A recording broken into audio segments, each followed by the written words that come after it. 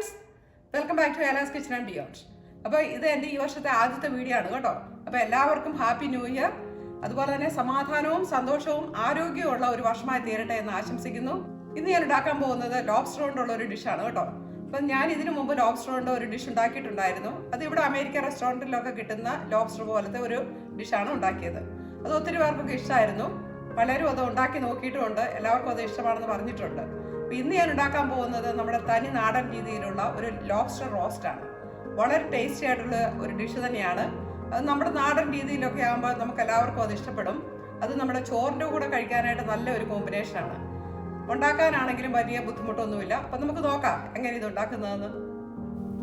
Lobster roast ഉണ്ടാക്കാനുള്ള ലോബ്സ്റ്ററാണ് കേട്ടോ ഞാനിവിടെ എടുത്തു വെച്ചിരിക്കുന്നത്. ഇതൊരു ഏകദേശം 1/2 കിലോയോളം ഉണ്ട്, അതായത് 1.25 പൗണ്ട്.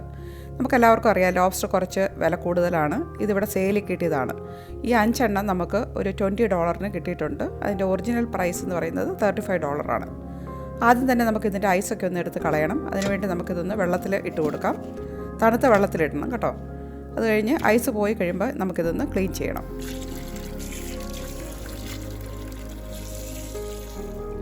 ഇപ്പോൾ ഇതിൻ്റെ ഐസൊക്കെ പോയിട്ടുണ്ട്. ഇനി എങ്ങനെയാണ് നമുക്കിതൊന്ന് ക്ലീൻ ചെയ്യുന്നതെന്ന് നോക്കാം. അപ്പോൾ ആദ്യം തന്നെ നമുക്കിതുപോലെ ഒരു സിസേഴ്സ് കൊണ്ട് ഇതൊന്ന് കട്ട് ചെയ്ത് കൊടുക്കണം. അതിൻ്റെ ഷെല്ലിൻ്റെ മുകളിൽ കൂടെ അതിൻ്റെ ടെയിലിൻ്റെ എൻഡ് വരെ ഇതുപോലെ കട്ട് ചെയ്യണം കേട്ടോ. അതിനുശേഷം നമുക്ക് ഷെല്ല് ഇതുപോലെ ഓരോ സൈഡിലോട്ട് ഒന്ന് മാറ്റാം. അതിനുശേഷം നമ്മൾ ഇത് ആ മീറ്റ് ഷെല്ലിൽ നിന്ന് പതുക്കെ ഒന്ന് ലൂസനാക്കണം, അതൊന്ന് അയച്ചെടുക്കണം. അപ്പോൾ നമ്മളിങ്ങനെ ഓപ്പൺ ചെയ്യുമ്പോൾ കാണാം ഇതുപോലെ ഒരു വെയിൻ കാണും. അത് നമ്മളിതൊന്ന് കളയേണ്ടത് തന്നെയാണ് കേട്ടോ. അതിനുശേഷം നമുക്ക് മീറ്റ് പതുക്കെ നമുക്ക് ഷെല്ലിനകത്ത് നിന്നും പുറത്തേക്ക് എടുക്കാം. ഇത് വളരെ എളുപ്പമാണ് കേട്ടോ, ഒട്ടും പാടില്ല ഇതുണ്ട് ചെയ്യാനായിട്ട്.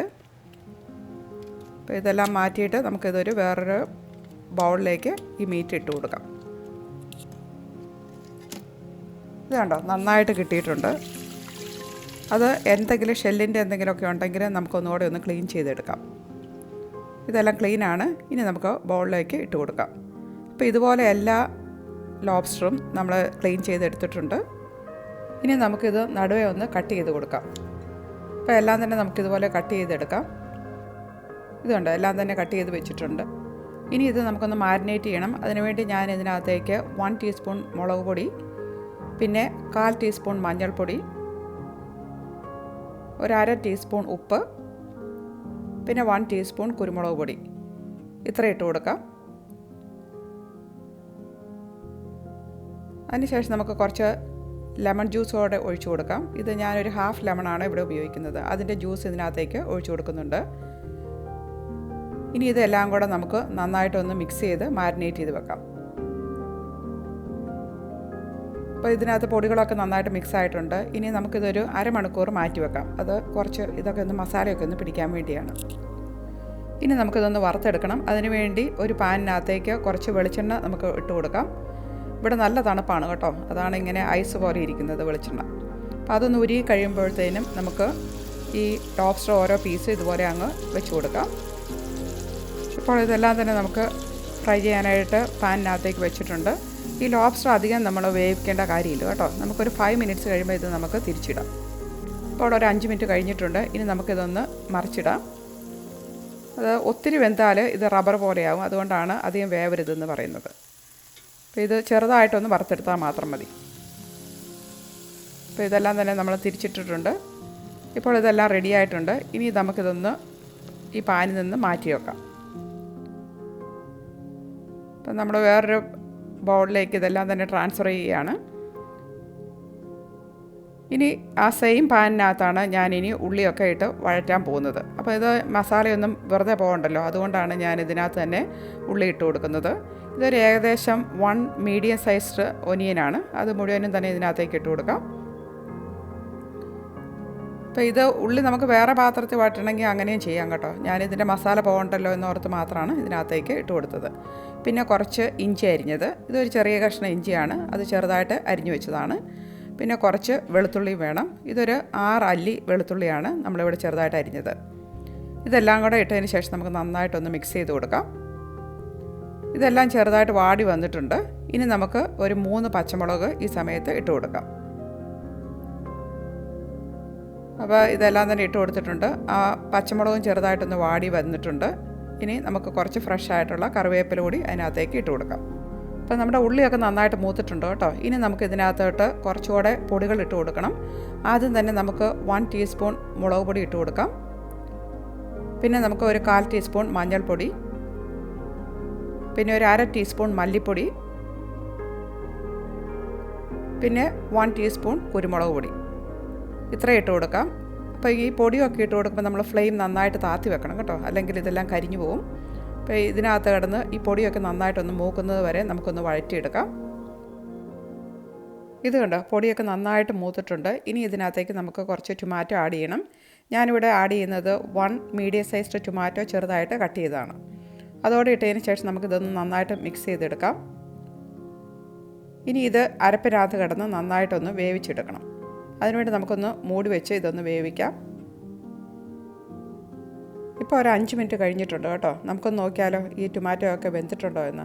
അപ്പോൾ ഇതെല്ലാം തന്നെ നന്നായിട്ട് വെന്തിട്ടുണ്ട്. ഇനി ഇതിനകത്തേക്ക് നമുക്ക് ഒരു 1/2 കപ്പ് ചൂടുവെള്ളം ഒഴിച്ചു കൊടുക്കാം. ആ വെള്ളം കൂടെ ഒഴിച്ചതിന് ശേഷം ഈ അരപ്പ് എല്ലാം കൂടെ നന്നായിട്ട് ഒന്നുകൂടെ ഒന്ന് മിക്സ് ചെയ്ത് കുറച്ച് സമയം കൂടെ നമുക്കിതൊന്ന് മൂടി വെച്ച് വേവിച്ചെടുക്കണം. ഇനി ഇത് നമുക്ക് നോക്കാം ഇതിൻ്റെ എങ്ങനെയായിട്ടുണ്ടെന്ന് നോക്കാം. അപ്പോൾ വെള്ളമൊക്കെ ഒരുവിധം നന്നായിട്ട് പറ്റി വരുന്നുണ്ട്, ടൊമാറ്റോ ഒക്കെ നന്നായിട്ട് വെന്തിട്ടുണ്ട്. ഈ സമയത്ത് നമുക്ക് നമ്മുടെ നേരത്തെ വറുത്ത് വെച്ചിരുന്ന ലോബ്സ്റ്റർ ഇതിനകത്തേക്ക് ആഡ് ചെയ്യാം.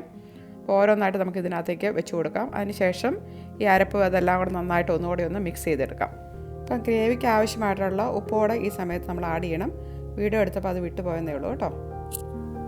ഉണ്ടോ, ഇതെല്ലാം തന്നെ നന്നായിട്ട് മിക്സ് ആയിട്ടുണ്ട്. ഇനി ഇതിനകത്തേക്ക് നമ്മൾ ആഡ് ചെയ്യാൻ പോകുന്നത് ഒരു 1/2 കപ്പ് കട്ടിയുള്ള തേങ്ങാപ്പാലാണ്. ആ തേങ്ങാപ്പാലോടെ ഒഴിക്കുമ്പോൾ അതിനൊരു പ്രത്യേക ഒരു ടേസ്റ്റ് ഉണ്ട് കേട്ടോ. അതിന് വേണ്ടിയാണ് ഇങ്ങനെ ചെയ്യുന്നത്. അതോടെ ആഡ് ചെയ്ത് നന്നായിട്ട് ഒന്നുകൂടി ഒന്ന് മിക്സ് ചെയ്തെടുക്കാം.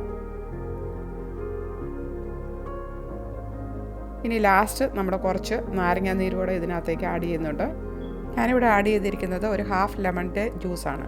അതിൻ്റെ കൂടെ നമുക്ക് കുറച്ച് ഫ്രഷ് ആയിട്ടുള്ള കറിവേപ്പില കൂടെ ഇട്ട് കൊടുക്കാം. അതോടെ ഇട്ടതിന് ശേഷം നമുക്കിതെല്ലാം കൂടെ നന്നായിട്ട് ഒന്നുകൂടി ഒന്ന് മിക്സ് ചെയ്തെടുക്കാം. ഇപ്പോൾ സീ ഫുഡിനകത്ത് നമ്മൾ ലെമൺ ജ്യൂസ് ഒക്കെ ഒഴിക്കുമ്പോഴത്തേനും അതിനകത്ത് ഒരു നല്ലൊരു ഫ്ലേവർ വരും. അതിനുവേണ്ടിയാണ് നമ്മൾ ലെമൺ ജ്യൂസ് ആഡ് ചെയ്തത്. അപ്പോൾ നമ്മുടെ സ്വാദിഷ്ടമായ ലോബ്സ്റ്റർ റോസ്റ്റ് ഇവിടെ റെഡി ആയിട്ടുണ്ട്. ഇനി ഇത് നമുക്കൊരു സെർവിങ് ബൗളിലേക്ക് ട്രാൻസ്ഫർ ചെയ്യാം. ഇതിനകത്ത് ഞാൻ കുറച്ച് തിക്കായിട്ടുള്ള ഗ്രേവിയാണ് ചെയ്തിരിക്കുന്നത്. കുറച്ചുകൂടെ ലൂസായിട്ട് വേണമെങ്കിൽ കുറച്ചുകൂടെ തേങ്ങാപ്പാൽ ആഡ് ചെയ്താൽ മതി. അപ്പോൾ നമുക്ക് എങ്ങനെയാണോ വേണ്ടത് അതനുസരിച്ച് നമുക്ക് ലൂസാക്കോ അല്ലെങ്കിൽ ഇതുപോലെ തിക്കായിട്ടോ ഉപയോഗിക്കാവുന്നതാണ്. അപ്പോൾ നമ്മുടെ സ്വാദിഷ്ടമായ ലോബ്സ്റ്റർ റോസ്റ്റ് ഇവിടെ റെഡി ആയിട്ടുണ്ട്. ഒരു നല്ല ടേസ്റ്റ് ആയിട്ടുള്ള ഒരു ഡിഷ് തന്നെയാണിത് കേട്ടോ. അപ്പോൾ ഇത് നമുക്ക് വേണമെങ്കിൽ ചോറിൻ്റെ കൂടെ കഴിക്കാം, അല്ലെങ്കിൽ ചപ്പാത്തിയോ അല്ലെങ്കിൽ ഫ്രൈഡ് റൈസ് എന്തിൻ്റെ കൂടെ വേണമെങ്കിലും കഴിക്കാവുന്ന ഒരു നല്ല കോമ്പിനേഷനാണിത്. നമുക്കിന്ന് നല്ല കുത്തരിച്ചോറിൻ്റെ കൂടെ ഒരു കഷ്ണം ലോബ്സ്റ്ററൊക്കെ വെച്ച് ഒന്ന് കഴിച്ചു നോക്കിയാലോ. അപ്പോൾ ഞാനൊരു കഷ്ണം ലോബ്സ്റ്റർ എടുത്തിട്ടുണ്ട്, അതിൻ്റെ കൂടെ കുറച്ചുകൂടെ ഗ്രേവി ആഡ് ചെയ്തിട്ടുണ്ട്.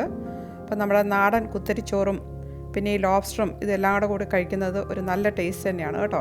അപ്പോൾ എല്ലാവരും ഇതൊന്ന് ട്രൈ ചെയ്ത് നോക്കണം കേട്ടോ.